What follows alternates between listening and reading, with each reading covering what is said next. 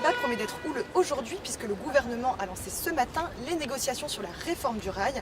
Quelques jours après la remise du rapport Spinetta, le Premier ministre Édouard Philippe a reçu ce lundi dès 8 h la direction de la SNCF pour la première phase de concertation.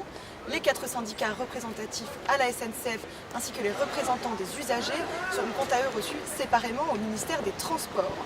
Au centre des discussions ce matin figurent, vous vous en doutez, les profondes réformes du système ferroviaire préconisées par le rapport. Et parmi les pistes évoquées figure notamment la fin du statut de cheminot à l'embauche ainsi qu'une ouverture à la concurrence prévue dès 2020 pour les TGV et fin 2023 pour les TER.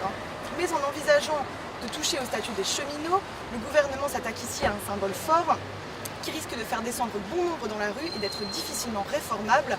La CGT a d'ailleurs convié les 150 000 salariés de l'entreprise à se mobiliser massivement le 22 mars.